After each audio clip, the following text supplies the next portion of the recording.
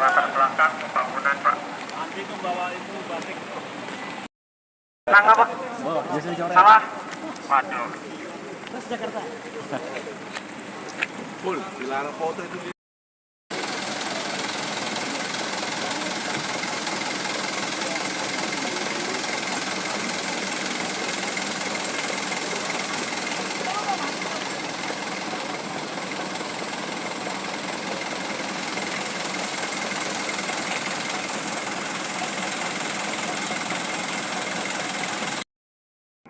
Mestinya bukan saya ya, karena saya nggak berhak menyampaikan karena datanya Agak dingin nih Pak. Itali, dari Itali. Pak Security,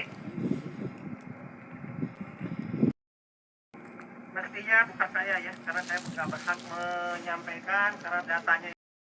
Bebas mangga di sana. Pak, ini pembangunan yang satu pakai yang kedua ya? Kedua dari mana? 957 itu. Kan Satu paket Pak. Oh, satu Jadi paket. 957 ini yang paling utama dibangun sama terowongan. sana. Ya ini Pak, Ini Pak, ini ya. Pak, ini. Bapak tadi kan lihat foto di sana? Bukan yang itu ya? Bukan. Oh, yang ini. Kalau yang itu setelah ini dibangun baru itu Pak. Nah ini namanya Morning Glory. Kedalamannya 110 meter. Kemudian diameter atas 90 meter. Dan bawahnya itu 70 meter Pak. Jadi mengerucut. Nah fungsi Morning Glory ini ada 3 Pak. Yang pertama sebagai pelimpas air. Kalau elevasinya 107 meter di atas permukaan laut, maka akan masuk ke dalam jendela itu Pak. Ya, nah itu air sia-sia Pak, air tidak digunakan apa-apa, hanya kebuang aja ke sana ke belakang. Ya, nah maksimum itu bisa mencapai 3.000 meter kubik per detik Pak. Air yang masuk ke dalam sumur itu. Nah, di mana letaknya turbin? Itu di setiap ada tonjolan itu Pak. Tuh. Kita bulat ya Pak ya. Nah itu riwayat turbin Pak. Itu pintu Pak. Itu pintu 6. Semuanya ada 6 pintu Pak. Masing-masing. Karena ada 6 turbin. Ya. Nah kemudian yang kedua di bawahnya ini ada namanya hollow jet. Ada semacam kran Pak. Kran air atau kran pembuka untuk misalkan kapasitas melebihi airnya itu sudah overload misalkan ya. Nah itu hollow jet itulah yang akan dibuka ya, atau kekurangan air untuk irigasi di wilayah utara. Nah barulah hollow jet itu dibuka. Kemudian yang di bawahnya itu ada pintu atau tempat untuk pembangkit listrik. Jadi ada 6 pintu Pak masing-masing. Ini tebal dindingnya 3,5 meter Pak. Tebal dindingnya 3,5 meter. Kalau dia penutupan air itu berapa banyak di dalam? Pembagian air ini ke berapa wilayah kalau di dalam sini? Gimana Pak tadi pertanyaan Pak? Berapa banyak isi airnya dibagi ke berapa wilayah ini? Oke, jadi isi air ini tampungan yang kalau maksimum ya Pak, elevasinya 107 itu 3 miliar meter kubik ya. 3 miliar kubik itu digunakan untuk irigasi yang pertama kan, untuk PLTA, untuk air bersih ya, seperti itu ya. Nah air yang digunakan itu sesuai dengan air yang dibuang saja Pak. Jadi tidak artinya saya butuh sekian ribu kubik. Jadi air yang digunakan setelah pembangkit listrik itu dikirimlah ke Jakarta, ke Karawang, Subang, Indramayu. Kecuali kekurangan air sama sekali, baru hollow jet lah yang dibuka Pak kerannya. Tarifnya Berapa? Untuk tarifnya silakan tanya ke kantor pusat, itu bukan urusan saya. Ya kita aja sudah tahu kan. Nah itu mah urusannya.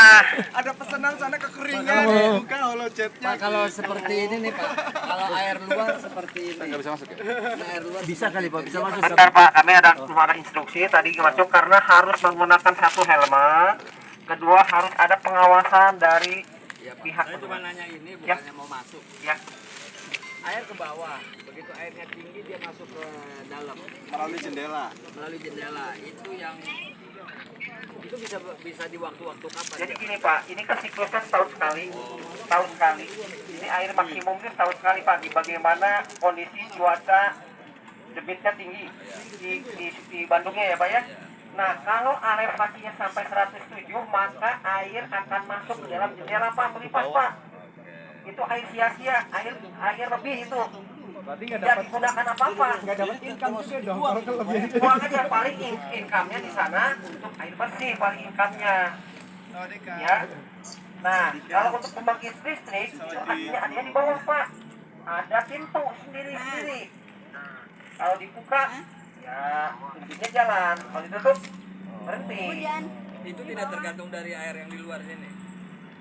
Tergantung air yang keluar Pak. Makanya lihat bagaimana sekarang kondisi airnya Pak, banyak atau kurang.